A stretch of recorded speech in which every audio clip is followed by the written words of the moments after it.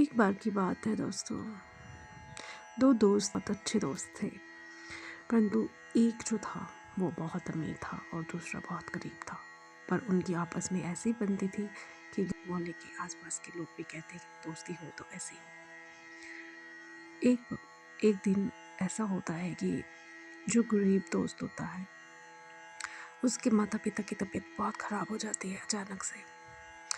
तो उसके पास इतना धन नहीं होता कि वो उनकी बीमारी का इलाज करवा पाता। उसने ये बात जाकर के अपने मित्र को कही कि मेरे प्यारे मित्र, मेरी मदद करो, मुझे तुम्हारी मदद की ज़रूरत है।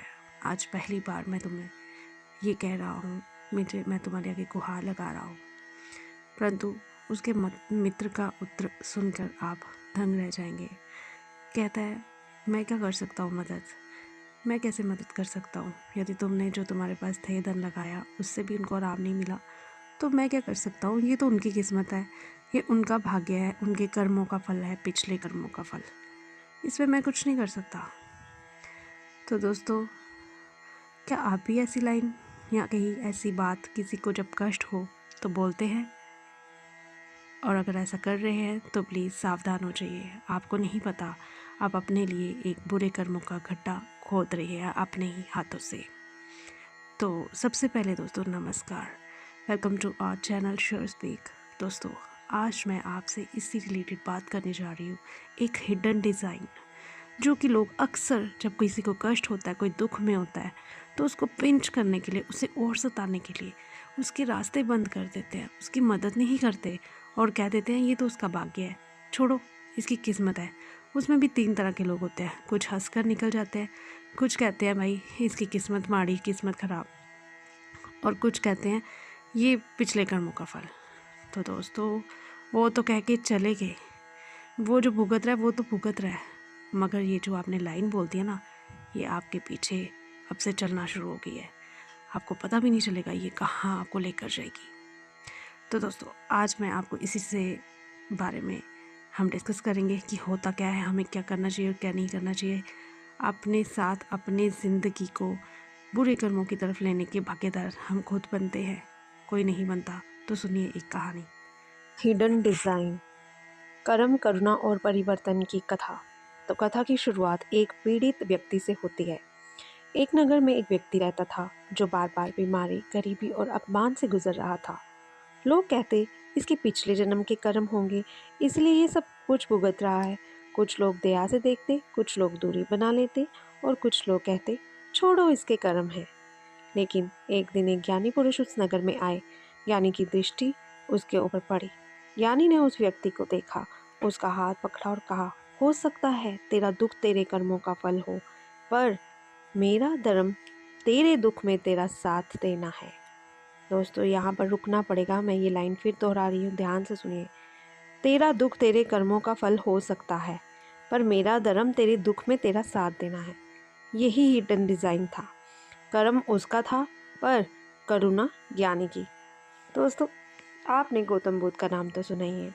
गौतम बुद्ध के पास एक बार एक स्त्री आई, मैं उनकी कहानी बताने जा रही हूँ। जिसका बच्चा मर चुका था। वह रोती हुई बोली, भगवान मेरे बच्चे को जिंदा कर दीजिए। अगर बुद्ध चाहते तो कह सकते थे ये तुम्हारे कर्म है, लेकिन बुद्ध ने ऐसा नहीं किया। उन्होंने कहा, तुम एक ऐसा घर ढूंढ कर लाओ जहाँ कभी किसी की मृत्यु ना हुई हो। स्त्री पूरे नगर में गई, पर कोई ऐसा घर नहीं मिला। हर घर में किसी न किसी की मृत्यु हुई थी। वह लौट कर आई और पहली बार समझ पाई, मृत्यु केवल मेरी नहीं, ये संसार का नियम है। उसका दुख उसी क्षण ज्ञान में बदल गया, उसका रोना बोध में बदल गया। यही ट्रांसफॉर्मेशन थी। अब बुद्ध का सिद्धांत क्या कहता है? बुद्ध कभी ये नहीं कहते थे कि ये तुम्हारे कर्म है, अब भुगतो। वह कहते थे जो हुआ वह बीज था, अब जो करोगे वही नया वृक्ष बनेगा। उन्होंने लोगों को सज़ा नहीं दी, उन्होंने लोगों को दिशा दिखाई। उन्होंने कर्म को फिक्स नहीं बताया, उन्होंने कर्म को फ्लो बताया, यानी कि कर्म में चलना। यदि कोई कर रहा है तो वो ठीक है, वो उसके कर्म है। आप अपने कर्म देखिए ना, आप अपने कर्म क्यों बुरे बना रहे हैं ये बोल करके।